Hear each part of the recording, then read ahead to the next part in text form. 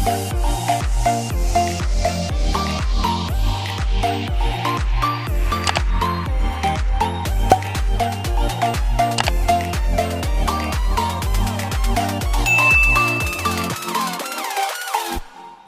everyone and welcome to a new video. Since I know a lot of people's resolution for the new year is to eat healthier, I thought I would share a few healthy recipes with you this month.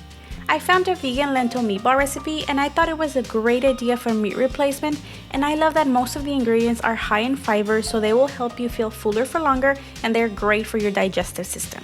I will link the Pinterest post down below where I got this recipe from, and now let's get into how I made them. I started by cooking 1 cup of dry green lentils, which is going to yield 2 cups when it's cooked. In a different pan, I sauteed half a cup of diced onion and 2 cups of chopped mushrooms with 1 tablespoon of oil until they were soft and translucent.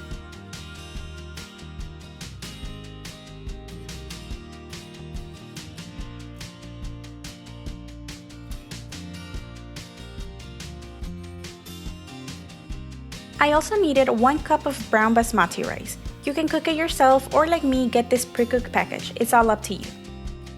Next, I'm going to make what they call a flax egg. This is going to bind all the ingredients together like a real egg would do. For this, you will need 1 tablespoon of ground flaxseed and 2 tablespoons of water. Mix it together and set it aside for a few minutes so it can thicken.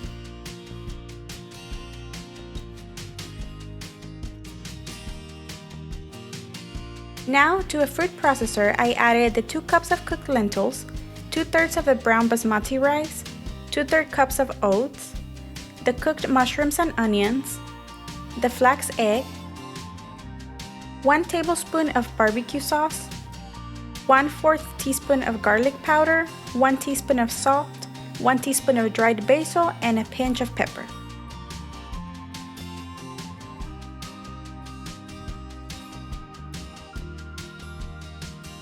I blended that until the ingredients were all combined together, but not too much to where it starts looking like a paste.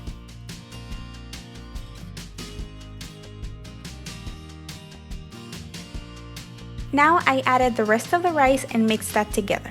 The recipe doesn't say to do this, but I wanted to have more texture instead of it being all mushy on the inside, so that's why I reserved a little bit of the rice to add until now.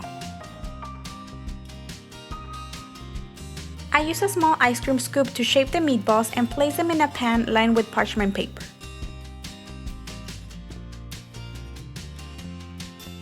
After you're done shaping your meatballs, refrigerate them for 1 hour. This is going to help them firm up and not fall apart when cooking.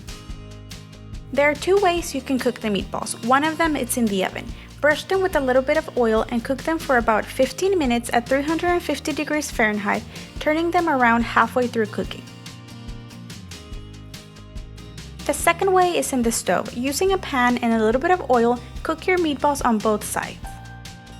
I have to say I do prefer this method because I feel like in the oven they can get a little bit dry, but if you don't want to use oil or you want to get them done easier, you can make them in the oven.